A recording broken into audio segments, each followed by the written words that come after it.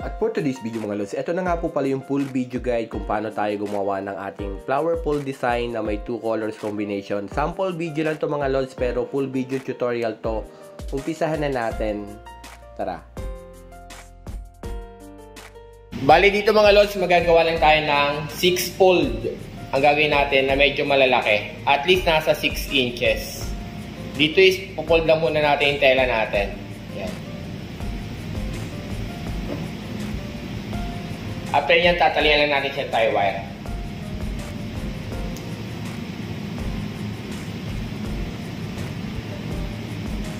After nyo matali mga lods, paggagawa lang tayo ng pinaka-fold natin para gagawin flower fold mamaya.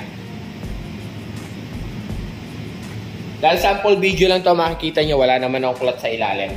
Itong fold na to, at least nasa 6 inches yung taas nito. Itong taas na yan, 6 inches.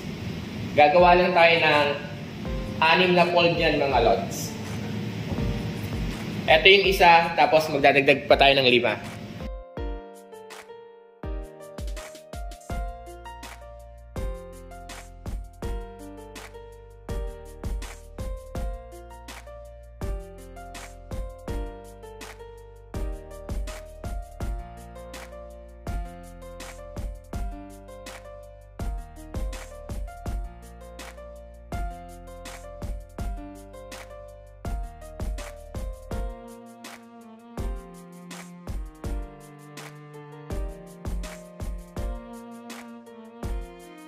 After natin makagawa ng 6 na fold, maglalagay naman tayo ng second color natin, yung yellow natin. Dito is ganun lang din ulit mga lods, po-fold lang natin yung pinaka cloth natin bago itatali natin siya sa green. Idudugtong lang natin yan. Ito yung last na green, yan. Ito na yung last. Yan. Bali, after natin ma-fold, ito yung last. Tatali lang natin siya. Idudugtong lang natin.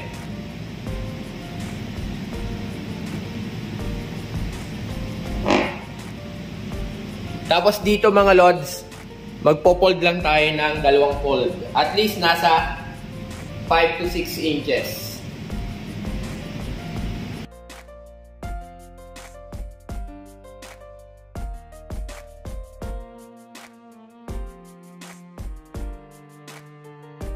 And after natin mabuo mga lods yung 6 na fold tsaka yung 2, dito mga lods, itong pinaka yellow, yan yung igigitna natin, yan. Ikot lang natin. Igitna lang natin, tapos itatali natin siya dito sa pangalawang fold natin. Yan. Tali lang natin ang tie wire.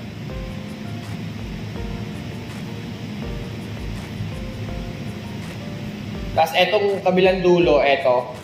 Tsaka itong last. Yan. Magdudugtungin lang natin. Hahatakan nyo lang siya mga lods para magdikit. Yan. Pag nagdikit na yan, yung sobrang yung tie wire, ikot nyo na lang ulit para hindi sila maghiwalay.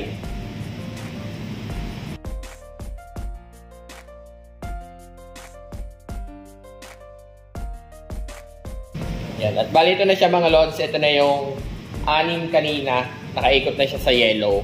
Next, ang una natin gagawin dyan dito, yung yellow, yan. Yung yellow, hahatakin lang muna natin ng pasigsag. Ito. Yung yellow, hatakin nyo lang siya ng pasigsag. Yan. Bubuo lang tayo dito ng 5 petals. 5 or 6, depende sa gusto nyo yung laki. Medyo maliliit or medyo malaki mga lods. Yan.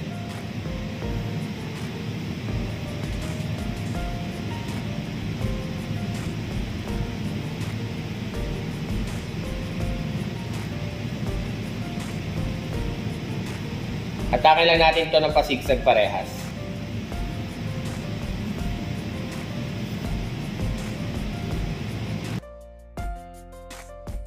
After nyo mahatak mga lods, dito is ipagpa-partner-partner lang natin siya.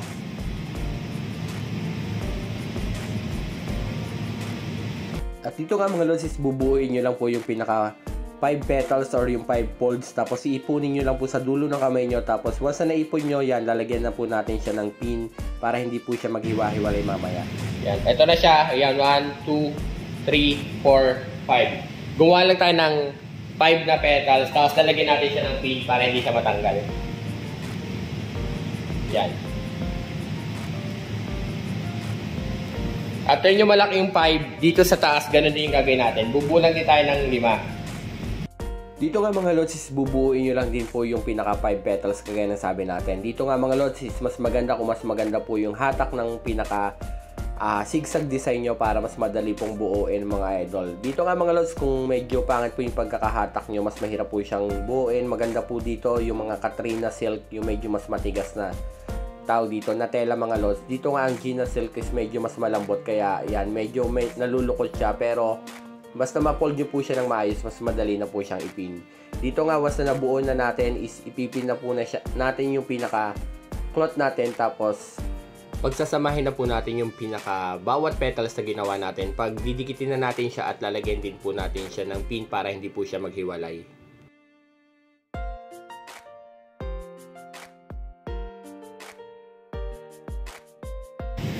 Yan, after nyo mabuka mga lods yan, dito is bubukahin naman natin yung pinaka-green. Etong green, ang hatak lang dito is maliit na palaki. Hatakin nyo lang siya ng at least 3 inches muna, 3. Tatlong hatak ng 3. Tapos medyo lalakihin nyo na sa sunod. At least nasa 4, ang pinakahuli 5 inches. Yan. Hatakin nyo lang siya ng pasigsag. Maliit muna. Yan. Tapos, medyo malaki na sa sunod. Dito nga mga lodsis po, forward na natin. Dito, bukahin lang natin siya ng pasigsag.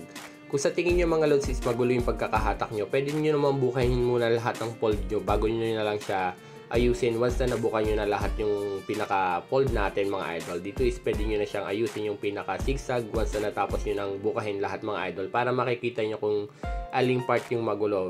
And after nyo buka lahat ng pasigsag sa gilid ng ating yellow, ang gagawin nyo namang next is aayusin nyo na lang po yung pinaka flower fold design natin sa gitna.